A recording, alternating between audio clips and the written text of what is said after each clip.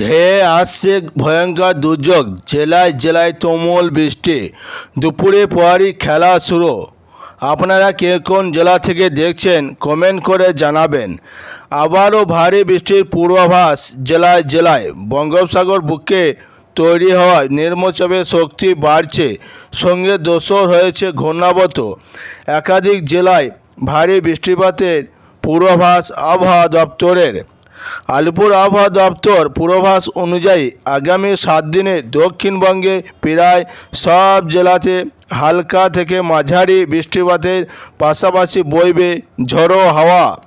কলকাতা, হাওড়া, হুগলি, 2 চব্বিশ পরগনা, পূর্ব পশ্চিম মেদিনীপুর, ঝাড়গ্রাম, বাঁকুড়া, পুরুলিয়া, 2 বর্ধমান, বীরভূম, নদিয়া ও মুর্শিদাবাদের বৃষ্টির সম্ভাবনা প্রবল।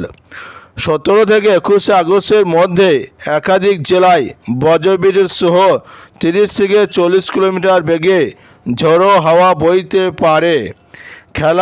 খোলা জায়গায় বা মাঠে ময়দানে যারা কাজ করেন তাদের জন্য বজ্রপাতের ঝুঁকি থেকে সতর্ক থাকার পরামর্শ দেওয়া হয়েছে। আবহাওয়া দপ্তরের বিশেষ সতর্কবার্তায় বলা হয়েছে 18 থেকে 20 আগস্ট পর্যন্ত পশ্চিম মধ্য বঙ্গোপসাগর ও উড়িষ্যা উপকূলে ঘন্টায় 35 থেকে 45 কিলোমিটার বেগে ঝোড়ো হাওয়া বইতে পারে। দমকা হাওয়ায় গতিবেগ পৌঁছাতে পারে 55 কিলোমিটার পর্যন্ত। তাই ওই সময় মৎস্যজীবীদের গভীর সমুদ্রে যেতে নিষেধ করা হয়েছে।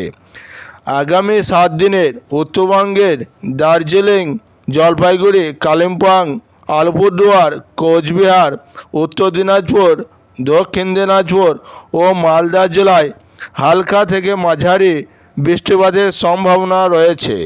বিশেষত দার্জিলিং, জলপাইগুড়ি, কালিম্পং ও আলিপুরদুয়ারে প্রায় প্রতিদিনই ভারী বৃষ্টি হতে পারে। কোচবিহারে ও অনুরূপ পরিস্থিতি দেখা দিতে পারে। অন্যদিকে উত্তর ও দক্ষিণ দিনাজপুর এবং মালদা শুরুতে বৃষ্টিপাত তুলনামূলক কম হলেও পরবর্তী সময়ে ভারী বৃষ্টির সম্ভাবনা প্রবল। আবহাওয়া দপ্তর জানিয়েছে নিম্নচাপের প্রভাবে উত্তরবঙ্গে একাধিক জেলায় বজ্রবিদ্যুৎ সহ ভারী বৃষ্টি 7 থেকে 11 সেমি হতে পারে। সঙ্গে বইবে ঘন্টায় 30 থেকে 40 কিলোমিটার বেগে ঝোড়ো হাওয়া। বন্ধুরা, এই ছিল আজকের আবহাওয়া বড় আপডেট। ভালো লাগলে লাইক, কমেন্ট, শেয়ার এবং সাবস্ক্রাইব করে পাশে রেখে দিবেন।